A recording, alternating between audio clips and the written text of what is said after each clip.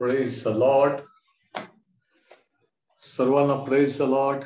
आणि जे पहिल्याच वेळेस जॉईन झालेले आहेत त्यांचंही प्रभू येशूच्या नावात स्वागत आहे.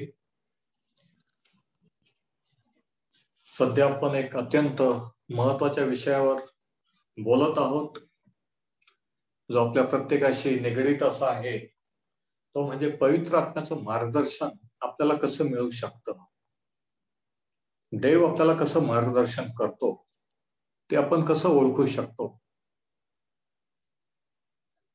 हा आपला विषय आहे. आणि या सिरीज मधला हा तिसरा स्टडी आहे.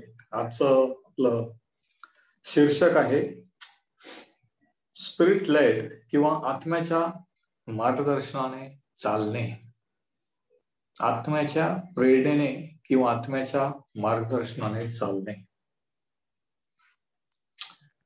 बरेच वेळेस असं होतं, झालेलं आहे की आपण एखाद्या बाबतीत जर कोणाचंही मार्गदर्शन नाही घेतलं तर आपण चुका करून बसतो, नाही का, आणि त्याचे परिणाम आपल्याला भोगावे लागतात. पण जर आपल्याला योग्य मार्गदर्शन मिळालं तर बऱ्याचशा चुका आपण टाळू शकतो. बऱ्याचशा चुकीच्या गोष्टी ज्या आपल्या हातून घडतील किंवा घडल्या त्या आपण टाळू शकलो असतो. म्हणून आपण सुरुवात नीतिसूत्रेच्या 3ऱ्या अध्यायातून करणार आहोत. प्रोव्हर्ब्स चॅप्टर 3, नीतिसूत्रेचं पुस्तक, याचा 3रा अध्याय.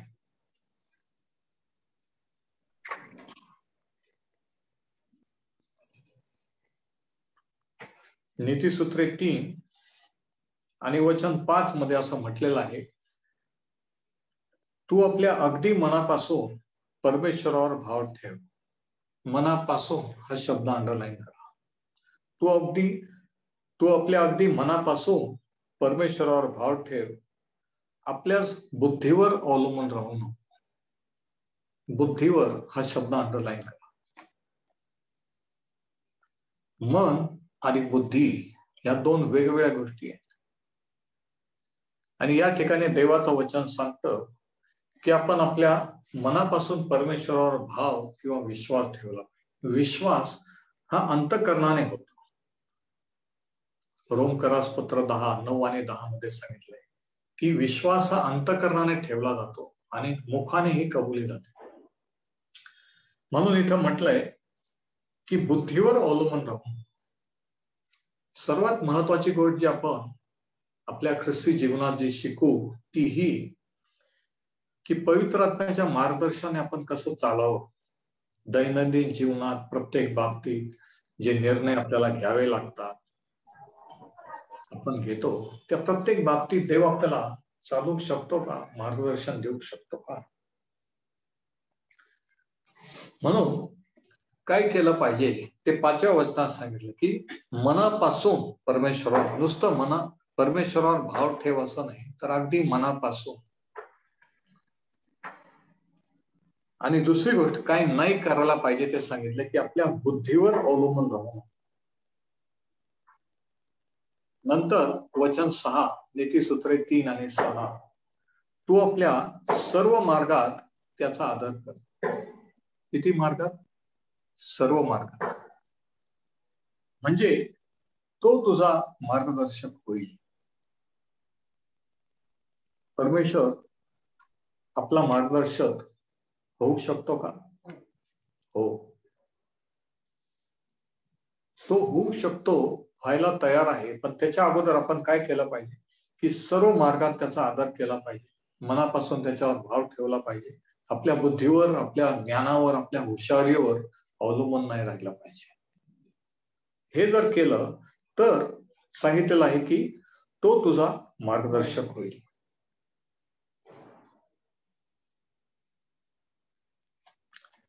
म्हणजे परमेश्वरावर जर आपण पूर्णपणे भाव ठेवला, आपल्या बुद्धीवर अवलंबून राहिलं नाही, सर्व बाबतीत जर त्याचा आदर केला, विचारपूर्वक, प्रार्थनापूर्वक जर सर्व काही केलं, तर नक्कीच परमेश्वर आपलं मार्गदर्शन करेल. ही गॅरंटी आपल्याला आहे. आणि जर 6वं वचन बघा, तू आपल्या सर्व मार्गात त्याचा आदर कर, म्हणजे सर्व नोकरी धंद्यात, कौटुंबिक जीवनात, वैयक्तिक जीवनात, प्रत्येक निर्णयात, लग्नाच्या बाबतीत, बिझनेसच्या बाबतीत, कोणतेही निर्णय घेण्यात सर्व मार्गात त्याचा आदर कर, म्हणजे तो तुझा मार्गदर्शक होईल. आता जर आपण परमेश्वराचा सर्व मार्गात आदर केला, त्याला मान देऊन प्रार्थनापूर्वक जर निर्णय घेतले, जर देव आपला मार्गदर्शक झाला तर काय होऊ शकतं? यश, समृद्धी, आरोग्य, या सर्व गोष्टी आपल्याला मिळू शकतात.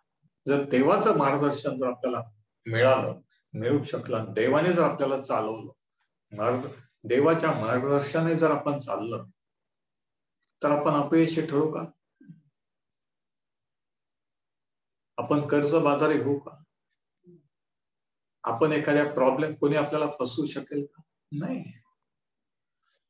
जर देव आपल्याला चालवणारा असला तर यश, समृद्धी, या सर्व गोष्टी या आपल्या होतील, आणि ही परमेश्वराची इच्छा आहे. आता रोमकरास पत्र याच्या 8व्या अध्यायात परमेश्वर आपल्याला कसं मार्गदर्शन करतो हे सांगितलेलं आहे. परमेश्वर देव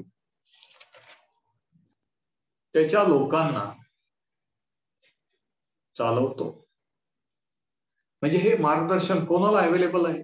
जे देवाचे झालेले आहेत, देवाकडे वळलेले. जे देवाकडे वळलेले नाही, ज्यांनी पश्चाताप केला नाही, ज्यांना प्रभूची ओळख नाही, त्यांना देवाचं मार्गदर्शन मिळू शकतं नाही. हे त्यांच्यासाठी नाहीये, हे रिझर्व, हे फक्त आणि फक्त देवाच्या लोकांसाठी ही सुविधा आहे. हे सौभाग्य केवळ तुमचं आणि माझं, देवाच्या लोकांचं आहे, जे त्याचे पुत्र आणि कन्या झाले त्यांच्यासाठी आहे. रोमकरास पत्र याचा 8वा अध्याय आणि 14 वचन या ठिकाणी असं लिहिलेलं आहे, जितक्यांना देवाचा आत्मा चालवतो ते देवाचे पुत्र आहेत. म्हणजे जे देवाचे पुत्र नाही त्यांना देवाचा आत्मा चालवू शकत नाही, चालवित नाही. ते स्वतःच्या बुद्धीने, मनाने किंवा दुसऱ्यांच्या सल्ल्याने चालतात. पण देवाचे जे पुत्र आणि कन्या झालेले ते देवाच्या आत्म्याच्या प्रेरणेने, मार्गदर्शनाने चालतात. जितक्यांना देवाचा आत्मा चालवतो ते देवाचे पुत्र आहेत. वचन 15, कारण पुन्हा भीती बाळगावी असा दासपणाचा आत्मा तुम्हाला मिळाला नाही. दास किंवा गुलाम, तो म्हणतो की गुलामगिरीचा आत्मा तुम्हाला मिळाला नाही, तर ज्याच्या योगे आपण आबा बापा अशी हाक मारतो असा दत्तकपणाचा आत्मा मिळालेला आहे.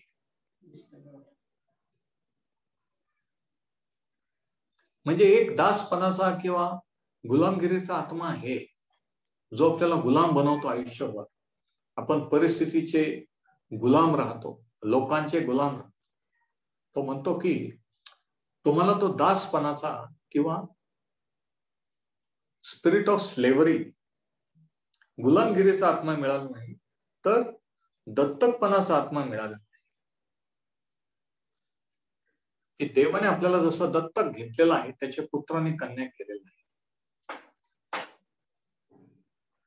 आणि मग वचन 16, तो आत्मा स्वतः आपल्या आत्म्याबरोबर साक्ष देतो की, तो आत्मा म्हणजे देवाचा पवित्र आत्मा आपल्या आत्म्याबरोबर साक्ष देतो की आपण देवाची लेकरे.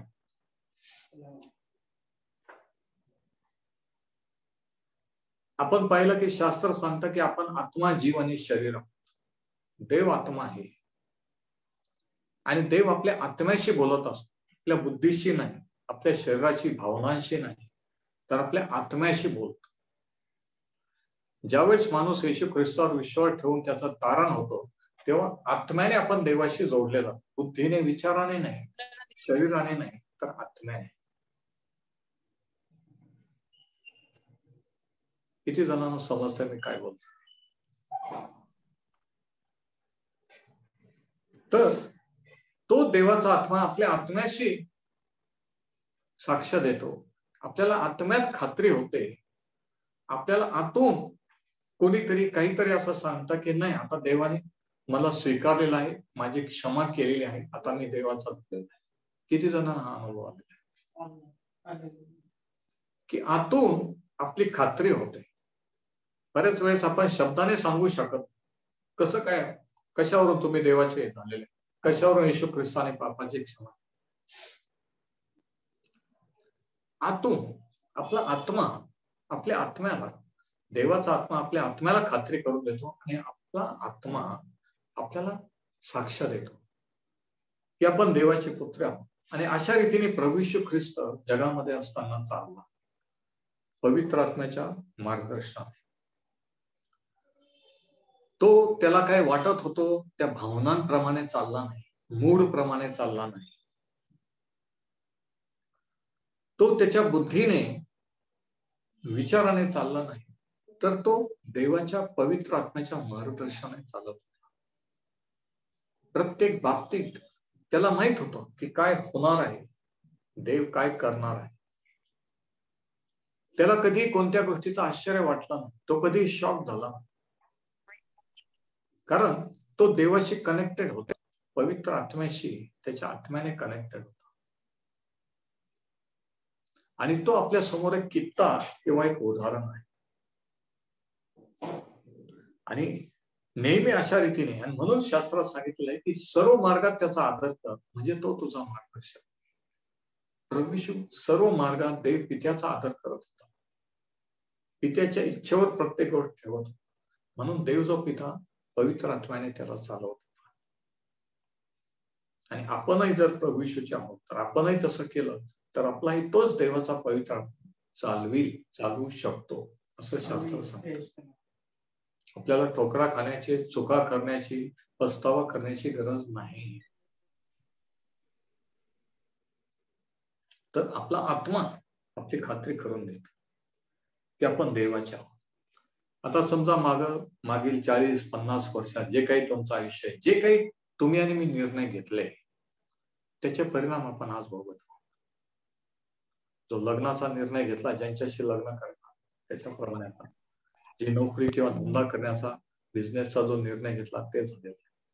जे निर्णय आपण घेतले, आता त्याच्यातले बरेचसे निर्णय आपले चुकलेले, सगळेच निर्णय बरोबर नव्हते. किती जण माझ्याशी सहमत आहे? सर्वच परफेक्ट निर्णय आपण घेतलेले नाही, परंतु जे निर्णय आपण घेतो त्याच्याप्रमाणे आपल्या जीवनात घडलेलं आहे, आपण इथपर्यंत आलेलो. आणि आजपासून पुढे जे आपण निर्णय घेऊ ते पुढे काय होईल हे अवलंबून असतं. म्हणून निर्णय हे महत्वाचे, डिसिजन. आणि बरेच लोक इथे कमी पडतात की त्यांना निर्णय शक्ती नसते, त्यांना स्वतःची निर्णय घेता येत, त्यांना प्रत्येक गोष्टीत दुसऱ्यांना विचारावं लागतं की मी काय करू. प्रत्येक गोष्टीत ते दुसऱ्याचा सल्ला घेतात. पण समजा जर दुसऱ्यांचा सल्ला चुकला तर, आणि असं झालेलं आहे, असं होत आहे. पण शास्त्र सांगतं की आपण देवाचे लोक या नात्याने आपल्याला दुसऱ्यांच्या भरोशावर अवलंबून राहण्याची गरज नाहीये. देवाचा, आपण जर देवाचे आहोत तर देवाने त्याचा आत्मा आपल्याला दिलेला आहे आणि तो आत्मा आपल्याला मार्गदर्शन करू शकतो आणि करतो. Praise the Lord. म्हणून देवाचा पवित्र आत्मा कसं चालवतो? आपल्या आत्म्याला खात्री करून देतो, आतून चालवतो. कसं चालवतो? बाहेरून नाही. असं झालं तर मी विश्वास ठेवीन, त्यांनी हो म्हटलं तर मी विश्वास ठेव, ती जर मला हो म्हटली तर मी तिच्याशी लग्न करेन. बाहेरील गोष्टीने नाही. मी आता अप्लाय केला, जर मला आज फोन आला, कॉल आला तर मी समजल हे देवापासून. बाहेरील गोष्टींनी देव चालवत नसतो, ऐकून घ्या. देव आतून चालवत असतो, आपल्या आत्म्याने चालवत असतो. पवित्र आत्मा आपल्या आत्म्याला खात्री करून देत असतो. आमेन. बरेच लोक बाहेरच्या परिस्थितीवर अवलंबून की असं झालं तर मी, देवाने जर तसं केलं तर मी समजल हे देवापासून आहे, त्यांनी जर हो म्हटलं किंवा हे अमुक अमुक काम घडलं किंवा असं झालं तर, हे बाहेरून. आणि म्हणून आपण फेल जातो, म्हणून आपण चुका करतो, म्हणून चुकीच्या गोष्टी करतो. आपण जर आतला आवाज, आपण जर देवाच्या आत्म्याचं मार्गदर्शन, आपल्या आत्म्याचा आवाज जर ऐकला, आपल्या आत्म्याचं जर लिडिंग किंवा मार्गदर्शन जर पाळलं तर आपण कधी चुकू शकत नाही. पण आपण बाहेरील गोष्टींना महत्व देतो. आपण आत्मा, जीव आणि शरीर आहोत. भावना, फिलिंग्स ही शरीराची वाणी, शरीराचा आवाज, ही वाटणं, फील होणं. बुद्धी किंवा विचार शक्ती, विचार करणं, हा जीवाचा आवाज आहे, जीवाची वाणी आहे. आपण बुद्धीने विचार, परंतु आपलं मन किंवा आपली सत्सद विवेक बुद्धी हा आत्म्याचा आवाज आहे. आणि बरेच वेळेस आपण तो आत्म्याचा आवाज शांत करतो. आपण बुद्धीने आपण डोकं लावायला जातो. थोडक्यात म्हणायचं आपण विचार करतो, नाही हे असं नाही, असं होऊ शकतं, तसं नाही तसं. आणि म्हणून काय होतं की बुद्धी किंवा विचार आड येतात आणि आत्म्यात जे देवाचं मार्गदर्शन आहे ते आपल्याला मिळू शकत नाही, समजू शकत नाही. कारण प्रत्येक गोष्ट आपण समजण्याची प्रयत्न करतो की मला समजलं तर मी विश्वास. आता प्रभू येशू ख्रिस्ताने सांगितलं योहान 16 आणि वचन 13 मध्ये स्वर्गात जाण्यापूर्वी की मी जाईन, परंतु दुसरा एक जण माझ्यासारखा तुमच्याकडे पाठवीन, तो तुमच्याबरोबर सदा सर्व काळ राहील.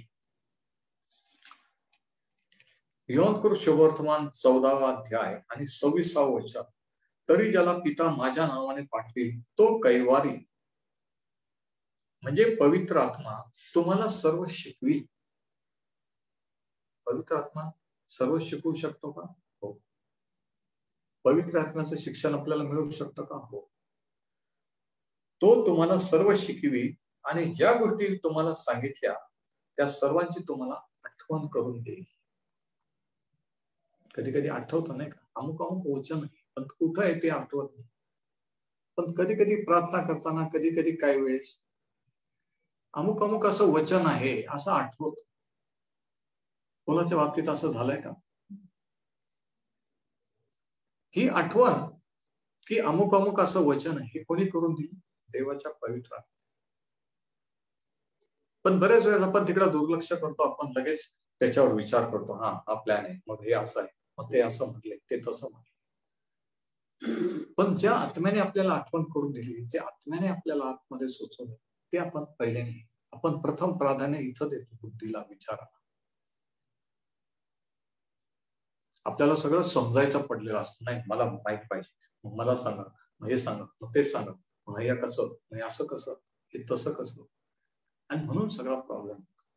म्हणून शास्त्रात आपण वाचलं नीतिसूत्र 3 मध्ये की तू आपल्या बुद्धीवर अवलंबून राहू नको. आपण बुद्धीवर अवलंबून राहावं ही देवाची इच्छा आहे का? नाही. पण आपण बुद्धीवर अवलंबून राहतो का? हो. आणि म्हणून प्रॉब्लेम. आपण आत्म्यावर अवलंबून राहायला पाहिजे.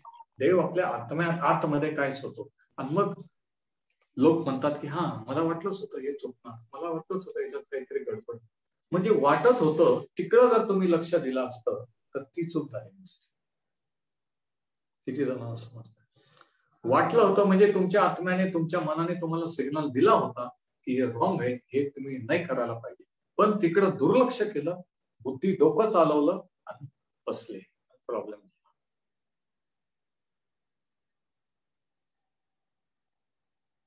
Praise the Lord. आता मी नाही म्हणणार किती जणांना त्याचा अनुभव आलेला, आपल्यापैकी बऱ्याच जणांना, मला त्याच्यामध्ये मी पण आहे, जोपर्यंत मला माहित नव्हतं. योहान शुभवर्तमान 16वा अध्याय आणि वचन 13.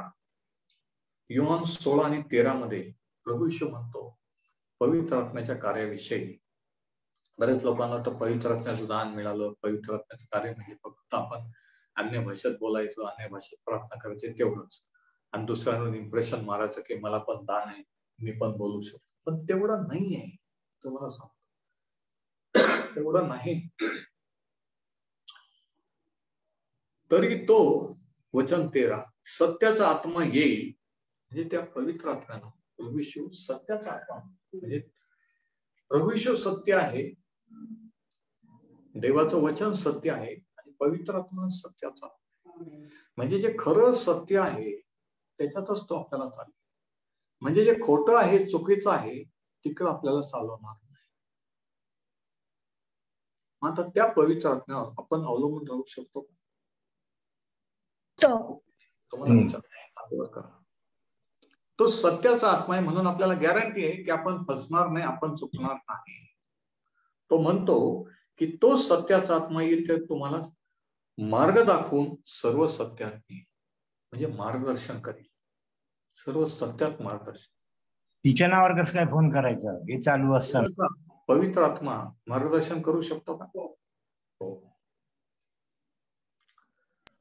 तो तुम्हाला खाली जावं, तो सत्याचा आत्मा येईल तेव्हा तो तुम्हाला मार्ग दाखवून सर्व सत्यात नेईल, कारण तो आपल्या स्वतःचे सांगणार नाही, तर जे काही ऐकेल तेच सांगेल आणि होणाऱ्या गोष्टी तुम्हाला विदित करेल.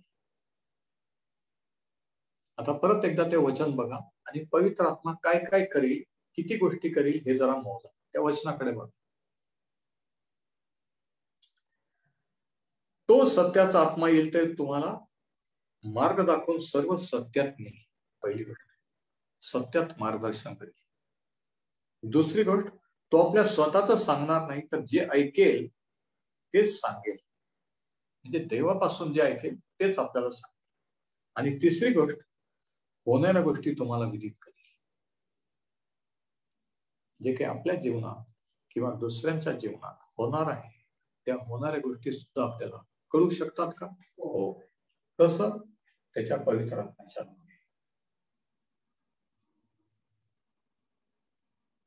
किती अद्भुत आहे नाही का?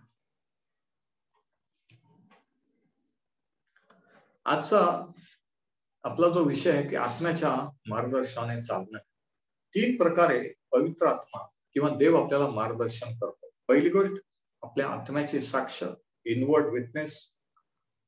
दुसरी गोष्ट, आपलं कॉन्शियन्स किंवा आपलं मन. आणि तिसरी गोष्ट, पवित्र आत्म्याच्या वाणीने.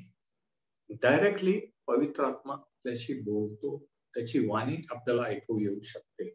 आणि हाच आपला विषय, the voice of the Holy spirit, पवित्र आत्म्याचा आवाज किंवा वाणी.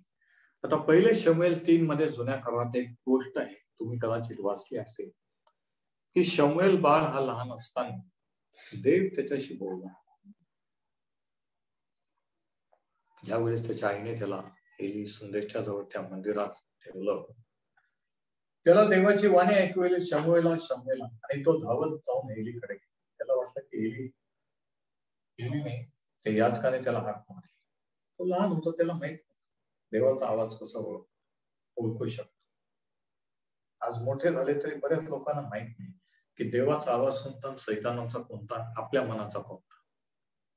म्हणून सांगतो की ही मालिका महत्वाची आहे.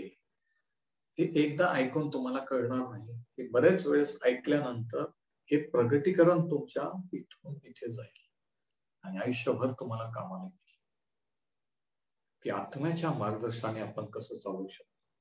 तर त्याला कळलं नाही म्हणून तो उठून 3 वेळेस तो एलीकडे गेला आणि त्याने सांगितलं की काय बाबा, त्याने सांगितलं मी तुला बोलवलं नाही, जाऊन झोप. परत जाऊन परत शमूएला शमूएला, परत आवाज आला, परत तो उठून गेला, पण बोलवलं म्हटलं नाही. आणि जेव्हा असं झालं 3 वेळेस, तेव्हा एलीला कळलं की परमेश्वर शमूएलला बोलावत आहे. पण शमूएल लहान असल्यामुळं तो ओळखू शकला नाही की हा आवाज कोणाचा आहे. आणि मग त्याने त्याला सांगितलं की आता जर नंतर तुला परत तुझ्या नावाने कोणी हाक मारली तर म्हण की तू पहा तुझा सेवक बोलत आहे, आणि मग तो तुझ्याशी बोलेल. म्हणजे जुन्या करारामध्ये सुद्धा देव बोलला वेगवेगळ्या प्रकारे. देवाची वाणी संदेश त्यांना, त्याच्या लोकांना, अब्राहम वगैरे मोशे यांना ऐकू येत असेल, आणि ती वाणी देव जो पवित्र आत्मा देवाच्या आत्म्याची होती. बघा आता प्रश्न असा आहे की देवाची वाणी किंवा पवित्र आत्म्याची वाणी किंवा आवाज हा आपण कसा ओळखू शकतो? देवाच्या पवित्र आत्मा माझ्याशी बोलतोय का, माझंच मन माझ्याशी बोलतोय का, कोणता सैतानाचा दुरात्मा माझ्याशी बोलतोय? आणि इथं खरी विश्वासाची टेस्ट आहे. इथं तुम्ही किती विश्वासात वाढलेला आहात, किती आत्मिक आहात, ही खरी टेस्ट असते. तुम्ही किती ओरडून प्रार्थना करता, तुम्ही किती वेळ प्रार्थना करता आणि किती लांबलचक वगैरे, हा विषय नाही.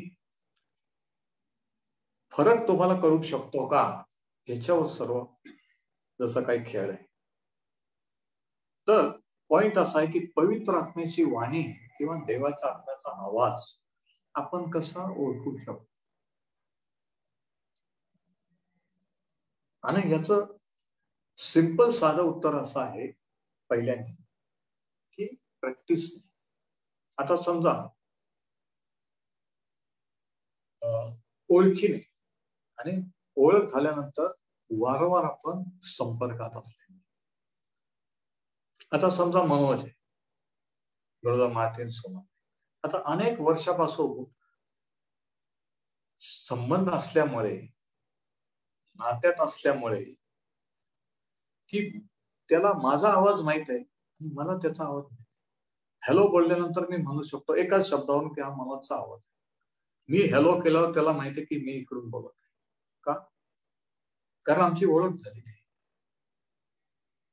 दुसऱ्याच तो ओळखू शकतो का? कारण ओळख आहे, रिलेशनशिप आहे.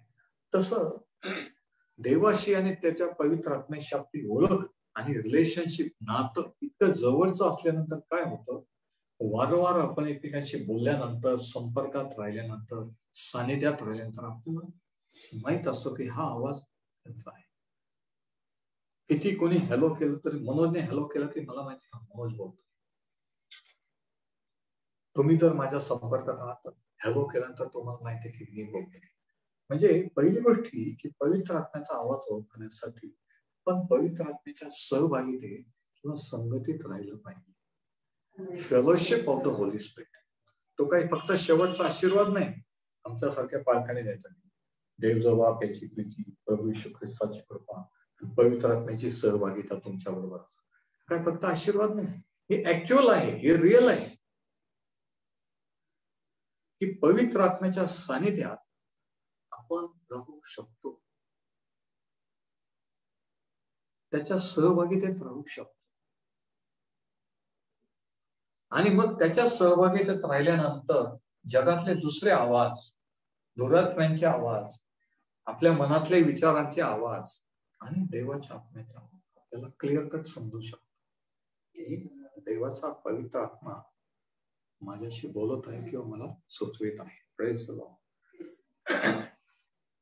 पहिले थेसलोनिय 5 आणि वचन 21. 1 Thessalonians 5:21.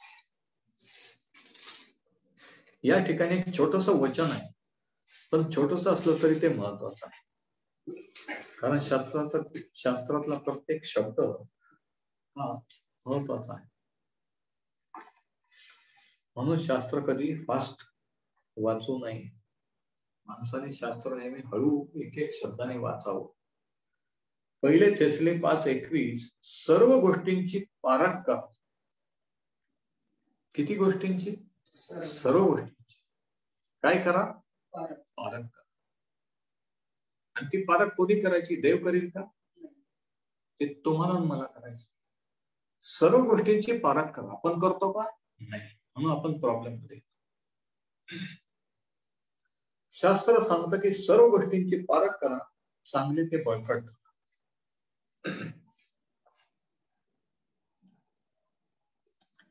आता पवित्र आत्म्याचा आवाज किंवा पवित्र आत्म्याचं वाणी किंवा मार्गदर्शन आपण कसं ओळखू शकतो? पहिली गोष्ट त्याच्या फेलोशिपने, त्याच्या सानिध्यात राहिलं पाहिजे. त्याला खिन्न नाही केलं पाहिजे. ज्या गोष्टीने देवाचा आत्मा खिन्न होईल, दुःखी होईल, ते आपण नाही केलं पाहिजे.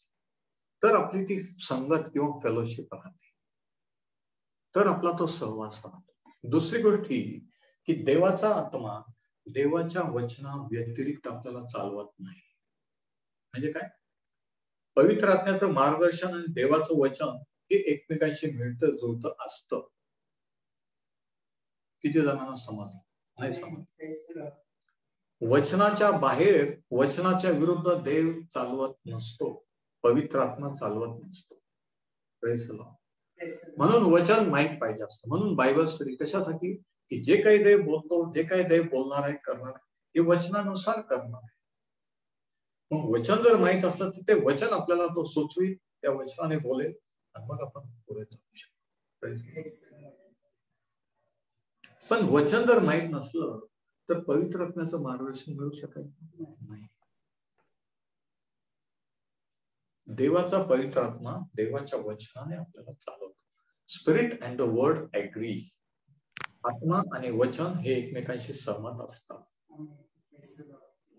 आता पहिले करिंथ 14 आणि 10 मध्ये सांगितलं की जगामध्ये वेगवेगळ्या भाषा, वेगवेगळ्या वाण्या आहेत, व्हॉइसेस. पहिले करिंथ 14. आपण जर बाहेर गेलो आपल्याला ट्रॅफिकचे आवाज येतात, लोकांचे आवाज येतात, लहान मुलांचे खेळण्याचे आवाज येतात, वेगवेगळे आवाज हे ऐकू येत असतात. परंतु मोबाईलवर फोन आल्यानंतर आपल्याला ज्यांनी फोन केला त्यांचा आवाज ऐकू येतो. येतो का? हो. आता नीट समजा, याचं समजणं अवघड आहे पण महत्वाचं आहे. आणि समजत हात वर का? एवढे जगातले आवाज ट्रॅफिक मध्ये आपण रस्त्यावर जरी असलो आणि एवढा गोंधळ असला तरी मोबाईलवर कोणाचा फोन आला तर आपल्याला त्यांचा आवाज येतो का? हो. पण दुसरे पण आवाज ऐकू येतो, पण ते पण आवाज. तसं जगात पुष्कळ आवाज, पुष्कळ भाषा आहेत, पाऊल म्हणतो. परंतु त्याच्यातूनही आपल्याला देवाची वाणी, त्याच्या पवित्र आत्म्याची वाणी ऐकू येऊ शकते. पण ते प्रॅक्टिसने होतं. एका दिवसात, एका रात्रीत होत नाही. सकाळी उठल्यापासून संध्याकाळपर्यंत देवाच्या वचनात, सानिध्यात, कॉन्टॅक्ट मध्ये कनेक्टेड राहिलं. ही प्रॅक्टिस 1 दिवस, 2 दिवस, 7-8 दिवस, महिनाभर, 2 महिने, मग आपल्याला त्याचं मार्गदर्शन, त्याची वाणी ऐकू येऊ शकते. मग आपण चुकू शकत नाही कोणत्याच बाबतीत. मग कोणीच तुम्हाला फसवू शकत नाही. आता देवाचा पवित्र आत्मा आपल्याशी काही वेळा बोलतो, त्याची वाणी, त्याचा आवाज आपल्याला ऐकू येतो. आणि याचे काही उदाहरण आपण शास्त्रातून पाहणार आहोत. आणि ह्या रीतीने पहिल्या शतकातले शिष्य आणि हे लोक चालत होते आणि कार्य करीत होते. आपण वाचू प्रेषितांची कृत्ये याचा 10वा अध्याय, ऍक्ट्स चॅप्टर 10. आता हा महत्वाचा विषय आहे. पवित्र आत्म्याच्या मार्गदर्शन आपण कसे चालावे आणि मार्गदर्शन आपण कसं ओळखू त्याच्यात चालू शकतो. फार महत्वाचा विषय आहे. प्रेषितांची कृत्ये 10 आणि वचन 9 ते 11 आपण वाचू. ते दुसऱ्या दिवशी वाटेवर असता गावाजवळ येत आहेत. तो 2 प्रहराच्या सुमारास पेत्र प्रार्थना करायला धाब्यावर गेला. तेव्हा त्याला भूक लागून काही खावेसे वाटले आणि जेवणाची तयारी होत आहे त्यात त्याचे देहभान सुटले.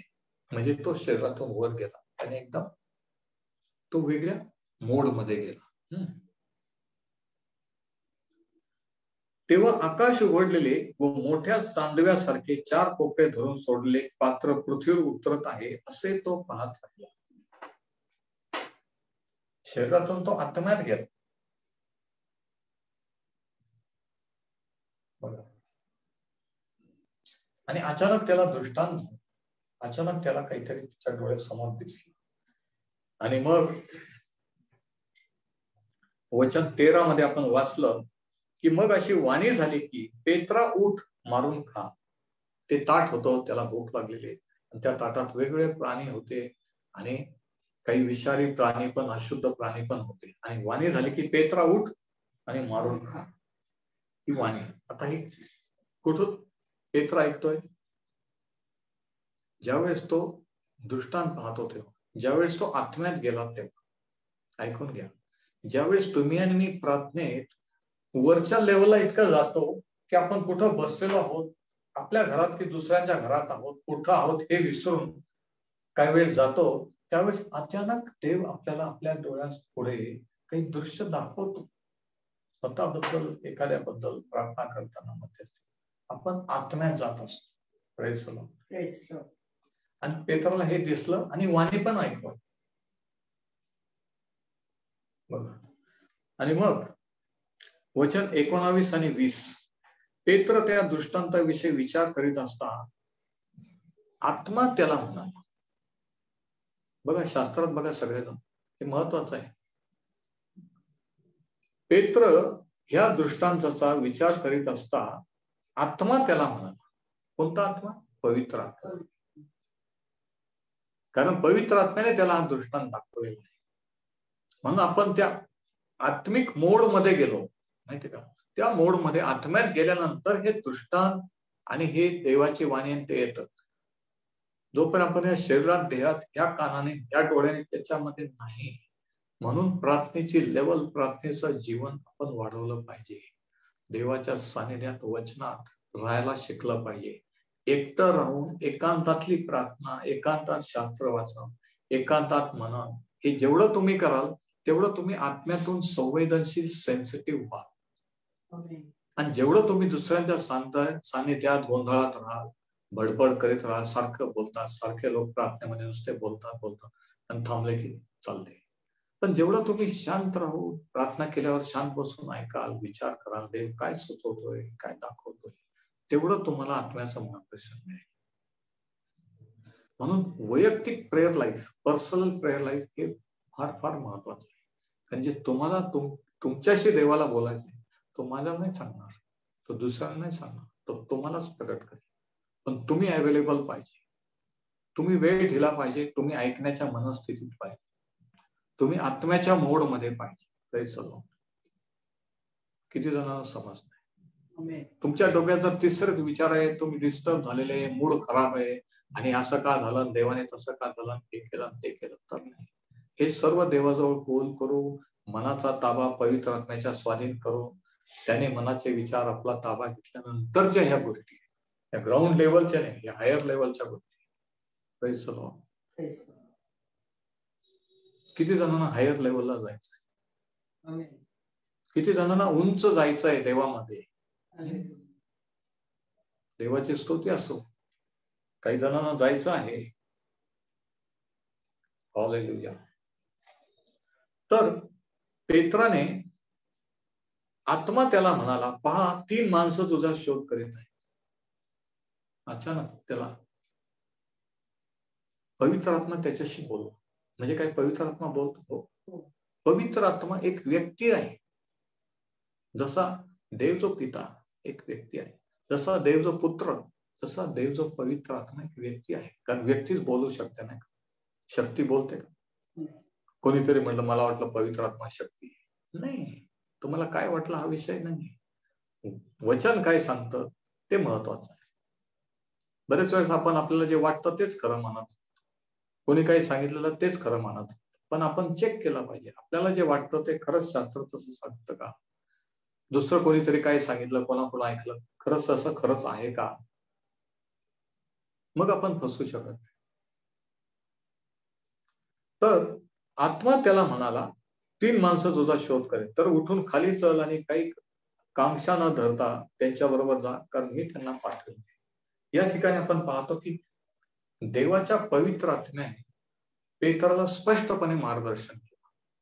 Praise the Lord. स्पष्टपणे त्याला पवित्र आत्म्याची वाणी ऐकवा, खाली जा, 3 माणसं तुला भेटायला आलेले आहेत आणि मी त्यांना पाठवलेलं आहे, त्यांच्या बरोबर तू जा. आता पेत्र वर प्रार्थना करत असताना हे झाले, गडबडीत असताना झालेलं नाही. ऐकून घे. तो एकटा वर वरच्या रूम मध्ये गेला होता आणि प्रार्थना करता करता तो आत्मिक मोड मध्ये पवित्र आत्म्याने परिपूर्ण आत्म्यात गेला होता. त्याला दृष्टांत झाला, त्याने वाणी ऐकली आणि मग पवित्र आत्म्याची वाणी त्याच्याकडे. ह्या स्टेप्स लक्षात घ्या. या प्रार्थनेच्या आत्मिक लेवलला जाण्याच्या पायऱ्या.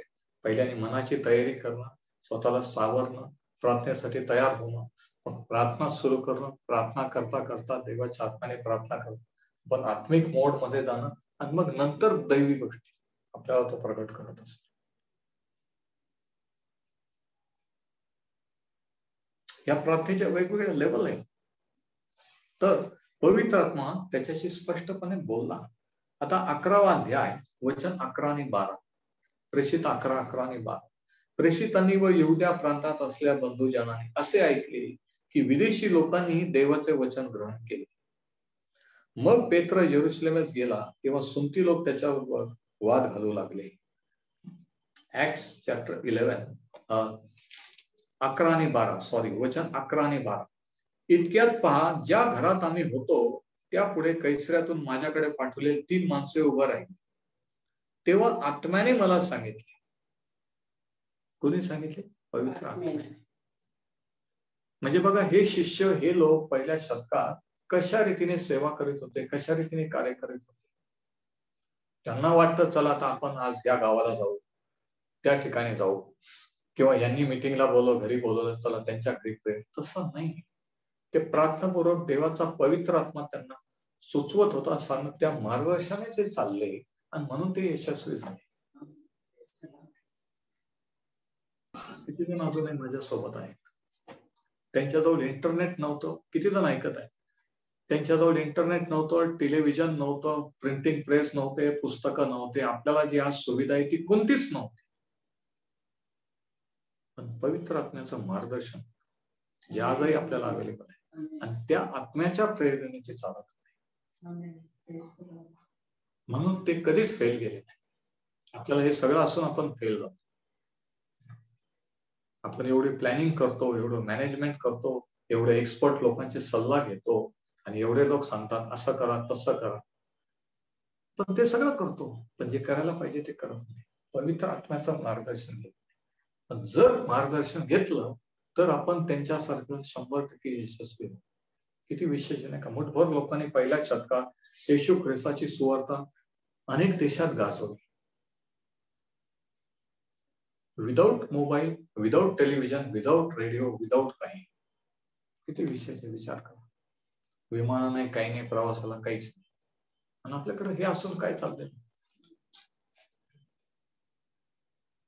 त्यांच्या यशाचं रहस्य काय होतं? एकच रहस्य होतं, पवित्र आत्म्याच्या प्रेरणेने चालणे, देवाच्या आत्म्यावर मार्गदर्शन, त्याच्यावर अवलंबून राहणे. ते बुद्धीवर अवलंबून राहत. आता खूप इथे इंटरेस्टेड लोक आहेत की आता आपल्याला ऐकतील, मला वाटतं चला आपण त्या ठिकाणी जाऊ. असं करत नव्हते. प्रत्येक गोष्टीत प्रार्थना करून देवाचं मार्गदर्शन घेत होते, आणि त्याच ठिकाणी, त्याच लोकांकडे, त्याच गावाला. Praise the Lord. Praise the Lord. Amen. म्हणून ते सक्सेस झाले. आता प्रेषितांची कृत्ये 13वा अध्याय वचन 1 आणि 2. अंतोखियाच्या मंडळीत बर्नबा, शिमोन, निगर, लुक्य कुरनेकर, ज्याचे पालन मांडलिक हेरोद राजाबरोबर झाले होते, तो मनाएल व शाऊल हे संदेष्टे व शिक्षक होते. अंतोखियाच्या मंडळीत. प्रेषित 13 वचन 1 आणि 2.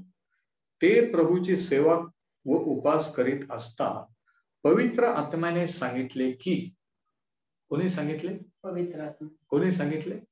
पवित्र आत्म्याने उपास प्रार्थना करत पवित्र आत्मा त्यांच्याशी बोलला. पवित्र आत्म्याने सांगितले की बर्नबा व शाऊल यांना ज्या कार्यासाठी मी बोलावले आहे त्यासाठी त्यांना माझ्याकरिता निराळे करून ठेवा.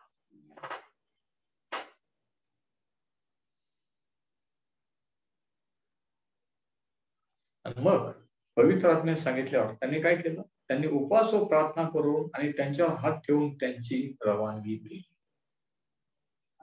बघा कशा रीतीने मिशनरी कार्य, कशा रीतीने सुवार्ता कार्याचं. चर्च कमिटी ठरवत नव्हती की आता कोणाला पाठवायचं. हा, पाऊल आता हा हुशार माणूस आहे, हा त्याला फिट आहे, ह्या दोघांना आपण पाठवू. तसं नव्हतं. ऐकून घ्या. ते उपवास प्रार्थना एकत्रित मिळून प्रार्थना करत होते, देवावर अवलंबून राहत होते, आणि देवाचा पवित्र आत्मा त्यांना चालवत होता. आणि या ठिकाणी असं झालं की देवाच्या पवित्र आत्म्याने बोलून सांगितलं की बर्नबा व शाऊल यांना वेगळा करा. आता ऐकून घ्या आणखी एक महत्वाची गोष्ट. प्रत्येक वेळेस देवाच्या पवित्र आत्म्याची वाणीच ऐकू येते असं नाही. ऐकून घ्या मी पुढचं काय म्हणतो. देवाचा पवित्र आत्मा पवित्र आत्म्याच्या दानाने सुद्धा आपल्याशी बोलतो. वेगवेगळे पवित्र आत्म्याचे दान आहे. अन्य भाषेचं दान, भाषेचा अर्थ सांगण्याचं दान.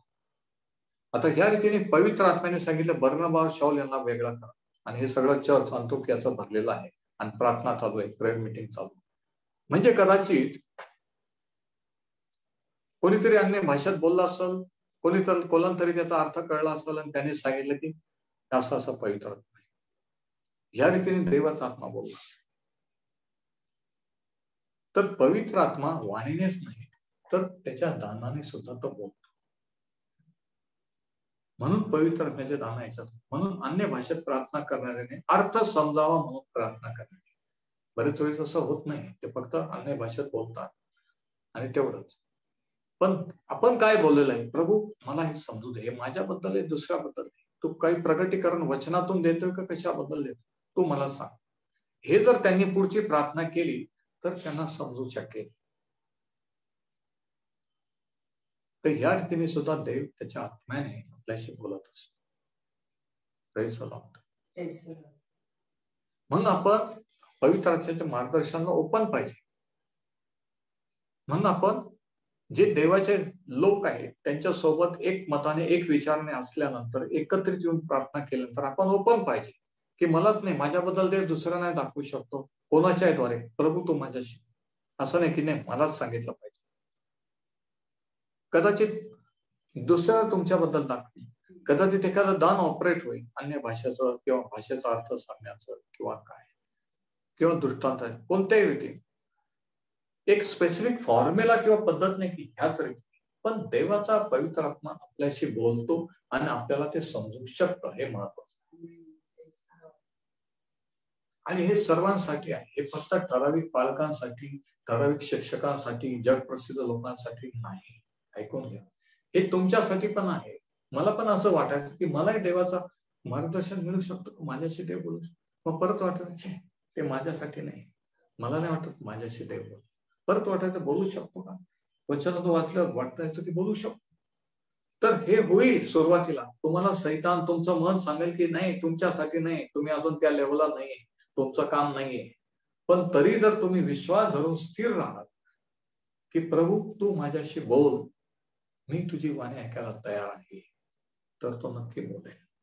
पण जर तुम्ही सैतानाला वाव दिला त्याचं ऐकलं की जाऊ द्या माझ्याशी नाही ते दुसऱ्यासाठी, तर नाही होणार. आपलं कमिटमेंट, आपलं समर्पण, आपला विश्वास पाहिजे की तो आपल्याशीही बोलू शकतो. किती जणांचा विश्वास की देव तुमच्याशी बोलू शकतो. तुम्ही जर त्याचे आहात, त्याने जर त्याचा आत्मा दिला तर नक्कीच तो तुमच्याशी बोलू इच्छितो. नक्कीच तुम्हाला समजू शकतो की तोच बोलत आहे. हालेलुया. तर या ठिकाणी पवित्र आत्म्याने त्यांना दाखवलं, मार्गदर्शन केलं. देवाचा आत्मा त्यांच्याशी बोलला, बर्नबा शाऊल यांना वेगळं करा. आणि मग त्यांनी दोघांसाठी प्रार्थना केली, त्यांना पाठवलं. आणि मग नंतर बर्नबा शाऊल म्हणजे पाऊल हे गेले आणि मग बाकीच्या मंडळात स्थापन. तर अशा रीतीने ते कार्य करीत होते. अशा रीतीने ही पद्धत शास्त्राची आहे. या रीतीने आज आपणही चालायचं. आपण आपल्या बुद्धीवर अवलंबून राहायचं नाही. तू आपल्या सर्व मार्गात त्याचा आदर कर, म्हणजे तो तुझा मार्गदर्शक होईल. तो आपल्या बुद्धीवर अवलंबून राहू नको. Praise the Lord. आणि शेवटचे 2 वचन की जुन्या करारातले नीतिसूत्रे 20 आणि 27. प्रोव्हर्ब्स 20:27. नीतिसूत्रे 20 आणि वचन 27. मनुष्याचा आत्मा परमेश्वराने दिलेला दीप होय. तुमचा आणि माझा आत्मा काय आहे? एक दीप आहे, एक बल्ब आहे, लाईट बल्ब. मनुष्याचा आत्मा परमेश्वराने दिलेला दीप होय, त्याने तो आपल्या अंतर्यामीच्या सर्व गोष्टींचे निरीक्षण करतो.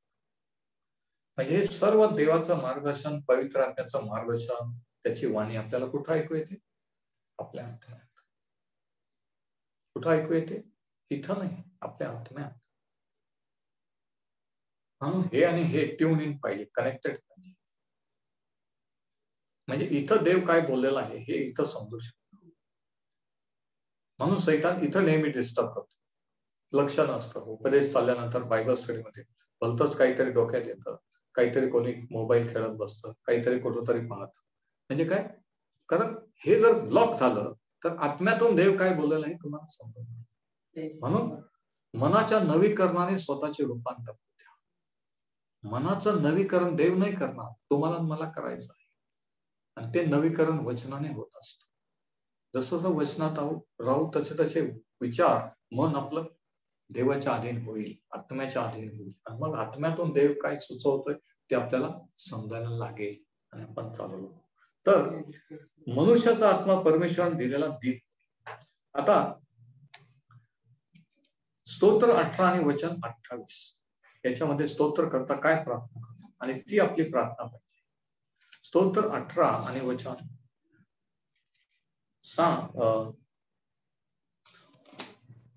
स्तोत्र 18 आणि वचन 28. Psalm 18 verse 28. स्तोत्र 18 आणि वचन 28 काय, तू माझा दीप उजळीतोस. स्तोत्रकर्ता म्हणतो तू माझा दीप उजळीतोस. दीप म्हणजे काय, आपण वाचलं की मनुष्याचा आत्मा परमेश्वराने दिलेला दीप आहे. मग हा दीप, हा आत्मा कोण उजळतो, कोण प्रकाशित करतो, इकडे बघा, देवाचा पवित्र आत्मा. Praise Lord. नाही समजलं, काही जणांना समजतंय, काही जणांना नाही समजत. तुमचा आत्मा हा दीप आहे आणि तो म्हणतो की वचन 18 मध्ये, वचन 28 मध्ये, तू माझा दीप उजळीतोस. किती जणांची इच्छा आहे की तुमचा दीप परमेश्वराने उजळवा. मग ती रोज प्रार्थना, तू माझा दीप उजळीतोस, परमेश्वर माझा देव माझ्या अंधकाराचा प्रकाश करीत. तो दीप, तो आत्मा प्रकाशित झाला पवित्र आत्म्याने, तर काय होईल, अंधकार दूर होईल. तू आणि मग आपण म्हणू परमेश्वर माझा देव माझ्या अंधकाराचा प्रकाश करतो. म्हणजे जोपर्यंत तो दीप उजळत नाही तोपर्यंत माणूस अंधकारात धडपडत असतो. काय करू, हे करू का ते करू, काय करू, कोणाचा सल्ला घेऊ, मला वाटतं हे करू ते करू, आणि हे नसतं. पण जेव्हा दीप म्हणजे आत्मा उजळला जातो, देवाच्या पवित्र आत्म्यात कनेक्ट होतो, जेव्हा आपण देवाशी जोडले जातो, तेव्हा तो पवित्र आत्मा आपला दीप उजळतो आणि मग आपला अंधकार दूर होतो, आपण प्रकाशित होतो आणि मग आपण प्रकाशात चालू लागतो.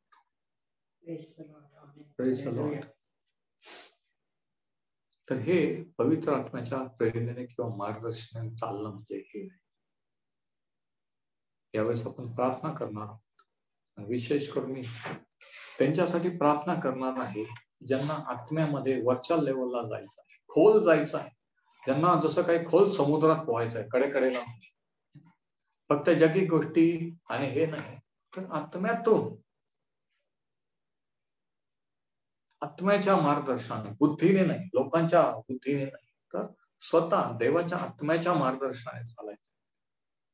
जर आपण त्या तशा रीतीने चाललो तर नक्कीच यशस्वी. आपण कधीच फेल जाणार नाही, कधीच अपयशी ठरणार नाही, कधीच सैतान आपल्याला फसवू शकणार नाही, लोक आपल्याला फसवू शकणार.